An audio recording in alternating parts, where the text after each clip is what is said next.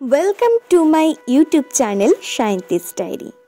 আজকে আমি তোমাদের সাথে শেয়ার করতে চলেছি একটা ছোট্ট ট্রিপের গল্প।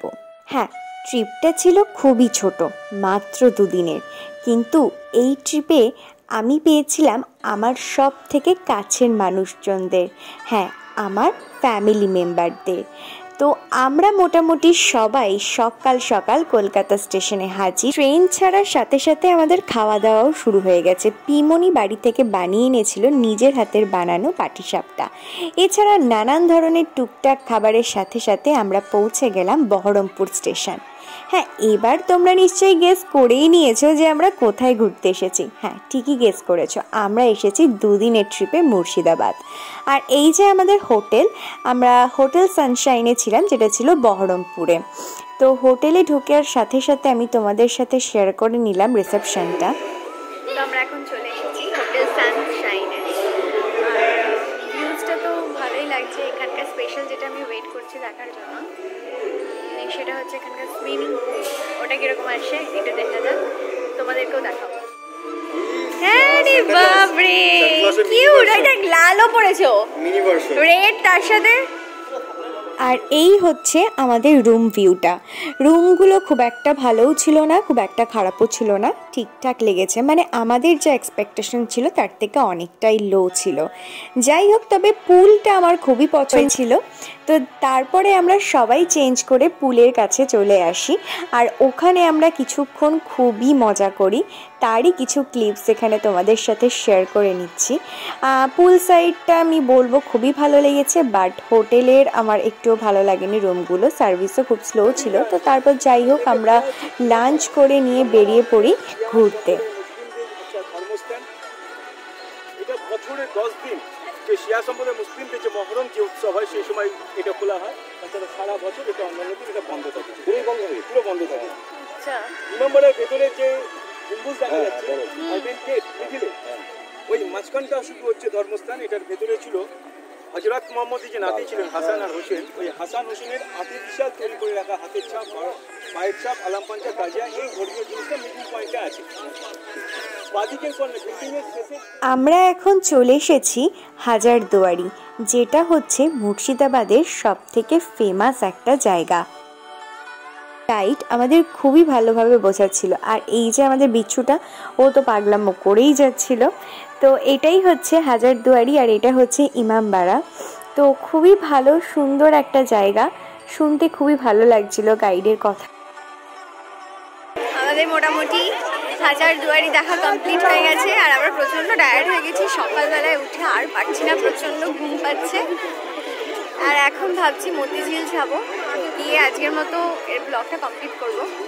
তো দেখতে থাকো গাইস, প্রচণ্ড কষ্ট হচ্ছে, তবুও ব্লগটা শেষ করবো। আর খুব ভালোই ঘুরছি, শীতকালে ঘুরতে তো দারুণই লাগে, তো খুবই ভালো লাগছে। এরপর আমরা মতিঝিল দেখে আমরা সন্ধ্যে 6টা-7টা নাগাদ হোটেলে ফিরে আসি। আর এরপর আমরা চলে যাই আমাদের ডিনার করতে। ডিনারে আমাদের ছিল চিকেন থালি। এখন আজকে আমরা সেকেন্ড ডে মুর্শিদাবাদে, আর আজকে আমরা অনেক স্পটে ঘুরবো। তো আজকে নতুন করে আবার তোমাদের কালকে ব্লগটা এড করতে আমি ভুলে গেছি, কারণ এতটা পরিমাণে টায়ার্ড ছিলাম যে আমি সোজাসুজি ঘুমিয়ে গেছি। আজকে আমরা নতুন করে শুরু করছি, মানে ওই ব্লগটাই শেষ করিনি। তোমাদের একসাথেই ক্লিপটা দেবো আমি মুর্শিদাবাদ ফুল ট্রিপের ব্লগটা। তো আজকে এখন বেরিয়ে রেডি হয়ে গেছি, আর এখন বেরোচ্ছি। আজকে পুরো দিনটা তোমাদের সাথে দেখাবো, কোথায় কোথায় গেলাম সব কিছু শেয়ার করবো। তো দেখতে থাকো। পরের দিন সকালবেলায় আমাদের সকাল 9টার সময় টোটো আসার কথা ছিল, সরি অটো। তো আমাদের ব্রেকফাস্ট ছিল কমপ্লিমেন্টারি, যেটা আমাদের হোটেল থেকে দেওয়া হয়েছিল। ব্রেকফাস্টে আমাদের কমপ্লিমেন্টারি ছিল পুরি আর একটা সবজি ছিল, তার সাথে ছিল গোলাপ জামুন। আর আমরা চলে এসেছি এখন হচ্ছে পাতালেশ্বর মন্দিরে। অনেকটাই বড় এরিয়া নিয়ে এই মন্দিরটা তৈরি হয়েছে। খুবই সুন্দর জায়গা, ঢুকে তো খুবই ভালো লাগছিল। আর এই দিকটাই হচ্ছে আমাদের মন্দিরটা। এখানে বলা হয়েছে যে মাটির অনেক তল থেকে নাকি শিব ঠাকুরের উৎপত্তি হয়েছে, তাই এর নাম পাতালেশ্বর মন্দির।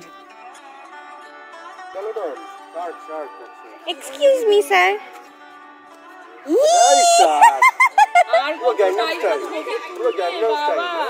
ওরে ওরে হচ্ছে মিস্টার? হ্যাঁ, র‍্যাপ। ওরে বাপ! এরপর আমরা চলে আসি আমাদের নেক্সট ডেস্টিনেশনে। আমার যতদূর মনে পড়ছে এই জায়গাটার নাম ছিল কাশিমবাজার রাজবাড়ি। তো এখানে এসেও আমরা কিছু ফটো সেশন করি। ফটো সেশন করে দিচ্ছিল আমার দিদি আমার জিজুকে। তো তারপর আমরা এক এক করে নানা ধরনের নতুন নতুন জায়গা এক্সপ্লোর করতে লাগি। মুর্শিদাবাদ মানেই হলো নানা ধরনের ইতিহাসে ঘেরা একটা জায়গা।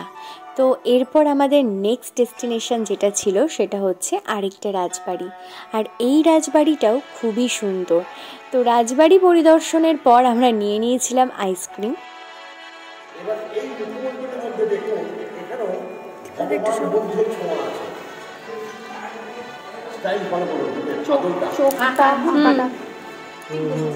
তাহলে একসময় বৌদ্ধতন্ত্রের প্রভাব এখানে ছিল। এটাও মা, পাশের মধ্যে দেখবেন আদি আদি করে ডাকবে, ওটাও মা। কিন্তু ওই মূর্তির বয়স হচ্ছে 10 থেকে 12 বছর বয়স, ঐতিহাসিক গুরুত্ব নাই, তাই তালার উপরে ভরসা করে আছেন। এখানে অ্যান্টিক গুরুত্ব আছে, তাই নিরাপত্তা করে জেনে আছেন মা। এর পিছনে একটা ধ্বংস দাঁড়িয়ে আছে, যাওয়ার সময় ছবি তুলে নিয়ে, ওটাই কিন্তু মূল ভিত্তি। পিছনটা 900 বছর, এটা 300 বছর, আচ্ছা, পাশেরটা 30 বছর। আবার যখন 20 বছর পর ঢুকবেন দেখুন ওখানে মন্দির হয়ে গিয়ে আরেকজন ডাকতে লেগেছে আদি আদি করে। এরপর আরও কিছু স্পট ঘুরে আমরা 2 দিন ধরে যেখানে খাওয়া দাওয়া করেছি হোটেল পঞ্চব্যঞ্জন, যার রান্না হচ্ছে অপূর্ব। তো সেই হোটেলেই আমাদের শেষ দিনে ডিনারটা করি।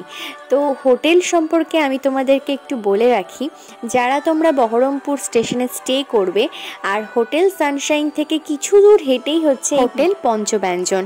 আমরা তো 2 দিন ধরে এখান থেকেই খাবার খেয়েছিলাম। খাবারগুলো খেয়ে মনে হবে যেন তোমরা বাড়ির খাবার খাচ্ছ। লাস্ট দিনে আমাদের ছিল রুটি আর চিলি চিকেন, যেটা মনে হচ্ছে মায়ের হাতের বানানো। এতটাই সুন্দর, আর এতটাই সুন্দর ওদের অ্যাম্বিয়েন্স বলুন, ওদের হসপিটালিটি বলুন, সবটাই আমার খুবই পছন্দ হয়েছে। গাইস, এখন বাজে হচ্ছে সকাল 5:30, আর আমরা মোটামুটি রেডি হয়ে গেছি। এখন আমাদের ট্রেন, আমরা আজকে বাড়ি ফিরবো। তো ওইখানে হচ্ছে সবাই লাগেজ টাগেজ দিয়ে রেডি হয়ে গেছে। এবার আমরা নিচে যাব আর আমরা চলে যাবো হচ্ছে বহরমপুর স্টেশন। ওখান থেকে হচ্ছে আমাদের ট্রেন, আর আমাদের 2 দিনের ট্রিপ শেষ। খুব ভালো এনজয় করলাম আর তোমাদের সাথে শেয়ার করে নিলাম আমার এই ছোট্ট ট্রিপটা। তো কীরকম লাগলো অবশ্যই কমেন্টের মাধ্যমে জানাবেন। ভালো লাগলো অবশ্যই লাইক, শেয়ার আর সাবস্ক্রাইব করে দেবেন। চলো।